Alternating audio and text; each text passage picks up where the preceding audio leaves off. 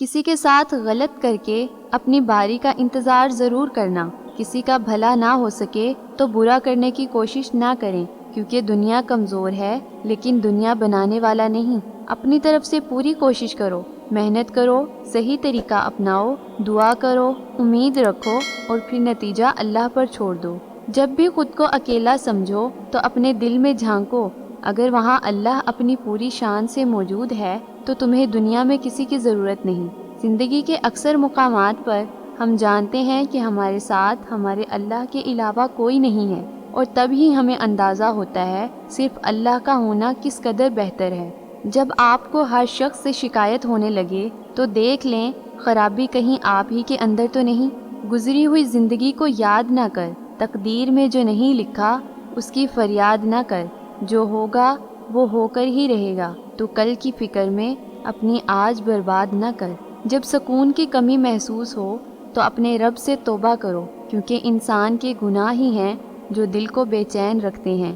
زندگی اتنی سستی نہیں ہے کہ اسے لوگوں کے تلخ رویوں کی وجہ سے پھاڑ دیا جائے۔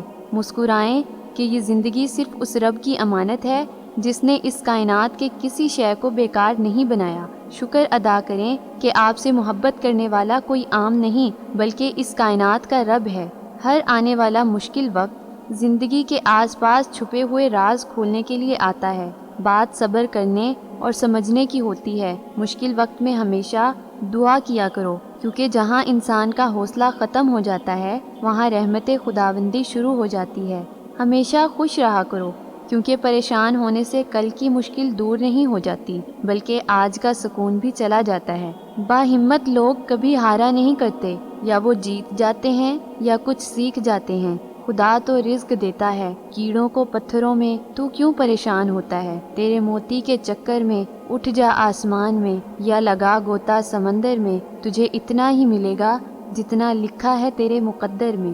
سر ہو سجدے میں دل میں دغا بازی ہو، ایسے سجدے سے بھلا کیسے خدا راضی ہو۔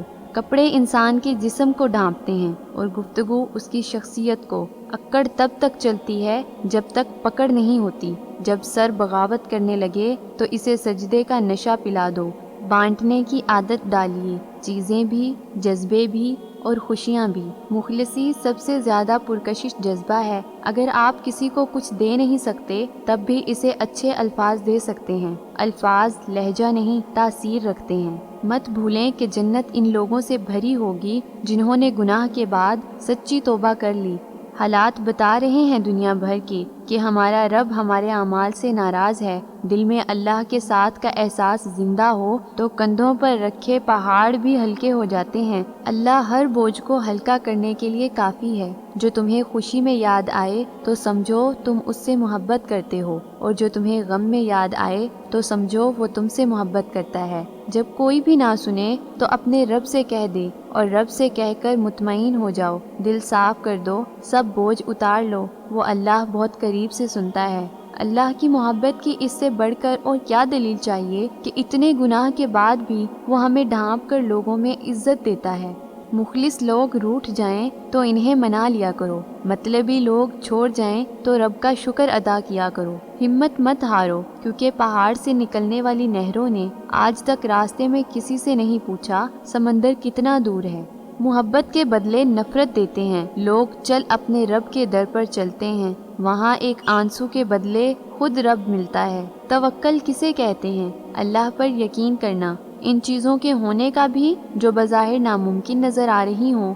لوگوں کے خوف سے حق کی بات کہنے سے نہ رکو، کیونکہ نہ کوئی موت کو قریب کر سکتا ہے اور نہ کوئی رزق بہت دور کر سکتا ہے۔ اے اللہ، تو جلال بھی، تو کمال بھی، تو جمال بھی، تو ہی حال بھی، تو ہی کال بھی، تیری شان کی کروں بات کیا، تو ہی خود ہے اپنا کمال بھی۔ میری بے بسی کا عالم تیرے ارادے کا منتظر ہے، میرے مہربان رب دکھا دے مقبولیت کا نظارہ۔ دعا کی قبولیت کی پہلی شرط ہی یقین ہے۔ نہیں آتا مانگنا تو صرف ہاتھ پھیلا دو، وہ بند لبوں کی بولیاں بھی سنتا ہے۔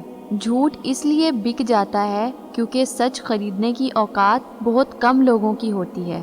دوپہر تک بک گیا بازار کا ہر ایک جھوٹ، اور میں ایک سچ لیے رات تک بیٹھا رہا۔ خاموش رہو، صرف خدا ہی تمہارے دل کا بوجھ ہلکا کر سکتا ہے۔ مقام شکر ہے صوفی خدا کے ہاتھ ہے روزی، اگر یہ حق انسان کو دیا ہوتا تو کیا ہوتا؟ اے بندے، جس نے تجھے بنایا اس سے بہتر تجھے اور کون سمجھے گا؟ بس اس پر بھروسہ رکھ، جو لوگ آپ کو حق پر ہوتے ہوئے بھی غلط سمجھتے ہیں ان سے کوئی شکوہ نہ کیجیے، کیونکہ جس کی جتنی سمجھ ہوتی ہے وہ اتنا ہی سمجھتا ہے۔